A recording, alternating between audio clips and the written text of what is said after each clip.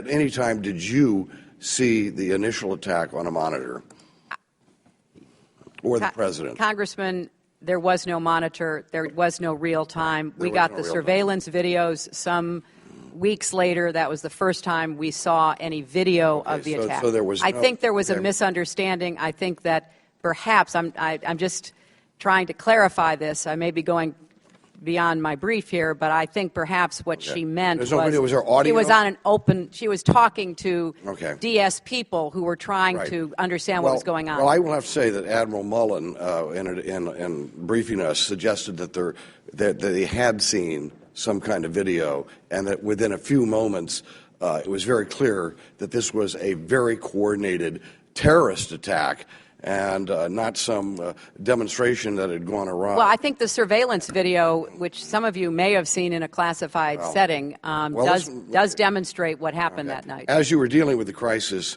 as it went on, did you think or act on the basis that this was a film protest gone out of control? And when you briefed the president, did you tell him that? Or did you tell him, which Admiral Mullen suggests you knew by then, that this was a well-planned and executed terrorist attack? Which was the president told? Well, first of all, I said the very next morning that it was an attack by heavily armed militants. The president said that morning it was an act of terror. At the same time, since our founding, the United States has been a nation that respects all faiths. We reject all efforts to denigrate the religious beliefs of others. But there is absolutely no justification to this type of senseless violence. None. The world must stand together to unequivocally reject these brutal acts. This is a fairly volatile situation, and it is in response not to United States policy, not to, obviously, the administration, not to the American people. It is in response to a video, a film, that we have judged to be reprehensible and disgusting. That in no way justifies any violent reaction to it. But this is not a case of protests directed at the United States writ large or at U.S. policy. This is in response to a video that is offensive and to Muslims.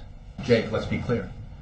These protests were in reaction to a video that had spread to the region. At Benghazi? We certainly don't know. We don't know otherwise. We have no information to suggest that it was a pre-planned attack. The unrest we've seen around the region has been in reaction to a video that many Muslims find offensive. Your operating assumption is that was in response to the video in Benghazi. I just want to clear that up. That's the framework. That's the operating assumption. Well, it's not an assumption. Who say that it looks like this was something other than... I think there have been mixed reports on this, Jake, even in the press, which some of it has been speculative. What I'm telling you is this is under investigation. The unrest around the region has been in response to this video. We do not, at this moment, have information to suggest or to tell you that would indicate that any of this unrest was pre-planned. Jake, again, what we have seen is unrest around the region in response to a video. The cause of the unrest was a video. The reason why there is unrest is because of the film. This is in response to the film. We reject its message and its contents. We find it both disgusting and reprehensible. America has a history of religious tolerance and respect for religious beliefs. And that history goes back to our nation's founding. But there is absolutely, as I've said, absolutely no justification at all for responding to this movie with violence, and we are working rather to make sure that Muslims around the globe hear that message. We are responding to and coping with and dealing with countries around the globe unrest brought about by this offensive video. You earlier said the cause of the unrest was a video, then you repeated something similar on. I just want to be clear, that's true of Benghazi and Cairo. I'm saying that is what the incident in Benghazi, as well as elsewhere, these are all being investigated. What I'm saying is that we have no evidence at this time to suggest otherwise, that there was a pre-planned or ulterior instigation behind that unrest. We don't have and did not have concrete evidence to suggest that this was not in reaction to the film, but we're obviously investigating.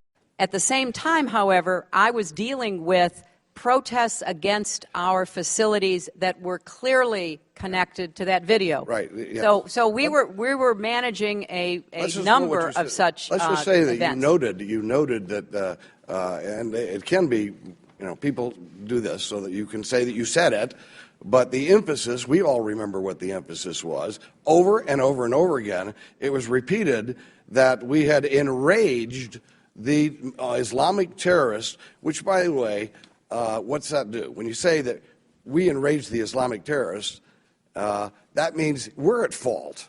They're not at fault. And then to look and see that the only people that I know who are in jail right now is the filmmaker. Isn't this a little disconcerting? Well, first, Congressman, I want to be clear that, of course, it was a terrorist attack. The very next day, I called it an attack by heavily armed militants on our compound. I think there is still, however, questions about exactly what caused it, who the attackers were.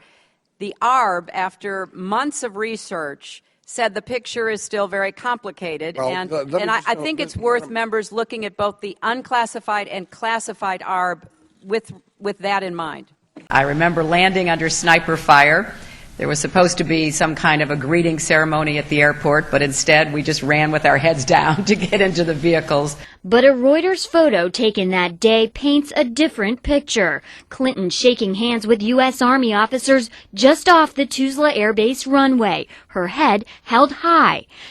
I made a mistake in describing it. I have said many times, I have talked about this many times, that we were, very much told by the Secret Service and the military that we were going into a war zone. But we certainly did take precautions. There is no doubt about that, and I remember that very clearly, but I did make a mistake in talking about it, the last time and recently. Regarding your Bosnia trip, you said, I remember landing under sniper. Yeah, no, wait, that's what I said when I was sleep deprived. You can read my book, and I said something very different. Yeah, I misspoke. Yeah, I totally misspoke. I've talked about this endlessly. I wrote about it, and I don't know what I was thinking. Because, we were told that we had to land under, some threats, and the military did a great job. I was the first lady taken to a war zone since Eleanor Roosevelt. But that was just sleep deprivation or something.